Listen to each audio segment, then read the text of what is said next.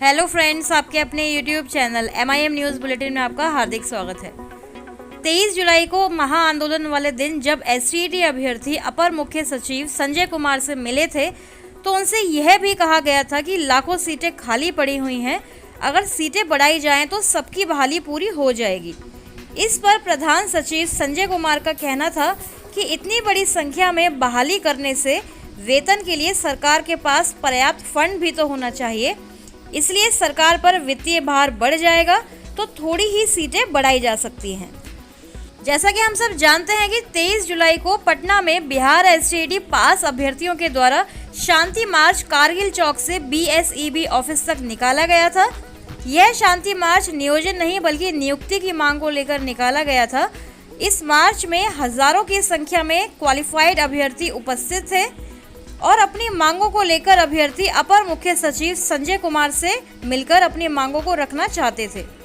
अभ्यर्थियों ने कहा कि 12 मार्च 2021 के अनुसार 24,599 सफल अभ्यर्थी और 21 जून 2021 के अनुसार 6,077 सफल अभ्यर्थियों को नियुक्ति पत्र दिया जाए। साथ ही नियोजन प्रणाली की प्रक्रिया को तुरंत खत्म किया जाए। STET 2019 के सफल अभ्यर्थियों को नियुक्ति पत्र देकर अतिशीघ्र ज्वाइन भी करवाया जाए। इस पर संजय कुमार ने अभ्यर्थियों को आश्वासन दिया कि इस दिशा में सरकार विचार कर रही है एवं अगस्त के पहले सप्ताह तक STET 2019 के सफल अभ्यर्थियों को खुशखबरी भी दी जा सकती है। वहीं बिहार STET 2019 के प्रदेश अध्यक्ष ने कहा है कि अगर अगस्त के पहले सप्ताह तक कोई घोषणा नहीं की गई तो फिर से महाआंदोलन शुरू किया जाएगा। लेकिन 23 जुलाई के प्रदर्शन से STET अभ्यर्थी अब दो खेमों में फिर से बंटते हुए नजर आ रहे हैं। मेरिट नॉन मेरिट का झगड़ा फिर से शुरू होता हुआ दिख रहा है।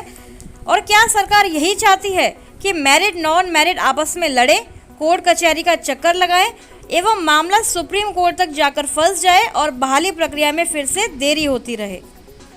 क्योंकि मेरिट लिस्ट वाले अभ्यर्थियों की अगर हम बात करें तो उनका भी अब यह कहना है कि अगर सरकार मेरिट का कॉलम हटाने की मांग को मान लेती है तो वह भी आंदोलन शुरू करेंगे। तो इसका मतलब अगर सरकार नॉन मेरिट लिस्ट वालों की मांगों को मानकर कोई डिसीजन लेती है तो मेरिट लिस्ट वाले STET अभ्यर्थी भी अगले महीने अगस्त में पटना जाकर आंदोलन करेंगे, क्योंकि उनका अब यह मानना है कि पहले मेरिट लिस्ट वाले अभ्यर्थियों की नियुक्ति होनी चाहिए। साथ ही उनका कहना है कि सरकार चाहे भी तो विज्ञापन के तथ्यों में बदलाव नहीं कर सकती है, इसलिए मेरिट लिस्ट को खत्म करने का दबाव सरकार पर नहीं किया जाना चाहिए।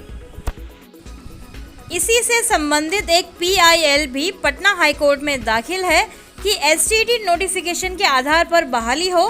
उसमें भी यही कानूनी पक्ष रखा गया है कि नोटिफिकेशन में चयन प्रक्रिया की कंडिका 2 में यह कंडीशन है कि कुल पदों के बराबर ही अभ्यर्थियों की मेधा सूची तैयार की जाएगी, तो अब लीगली भी इसको चेंज नहीं किया जा सकता है। और अगर सरकार इसे चेंज करती है तो यह आर्टिकल 309 का वायलेशन होगा। ध्यान रहे कि PIL के मामलों को चीफ जस्टिस द्वारा खुद ही देखा जाता है एवं इस पर फैसला आने में 20 दिन से 1 महीने का समय लग सकता है। तो फ्रेंड्स, आंदोलन और कोर्ट केसेस के बीच STET सर्टिफिकेट की भी चर्चा की जा रही है, लेकिन उसमें भी अभी यही बाधा प्रतीत होती है कि क्या प्रमाण पत्र में भी STET स्कोर कार्ड की तरह मेरिट और नॉट इन मेरिट का कॉलम होगा या नहीं, और क्या सरकार सर्टिफिकेट देती भी है या फिर सीधे ही नियुक्ति प्रक्रिया शुरू कर सभी की बहाली सुनिश्चित करती है।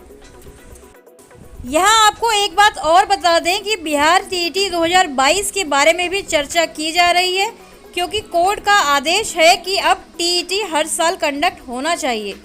और अगर सरकार 2022 में कोर्ट का आदेश का पालन करते हुए TET एग्ज़ाम कंडक्ट करवाती है तो उससे पहले ही STET 2019 वालों की बहाली शुरू हो जानी चाहिए, वरना फिर इतने कैंडिडेट्स हो जाएंगे कि बहाली काफ़ी मुश्किल हो जाएगी।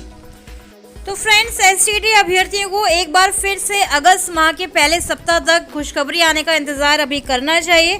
तो देखते हैं सरकार की तरफ से क्या घोषणा की जाती है।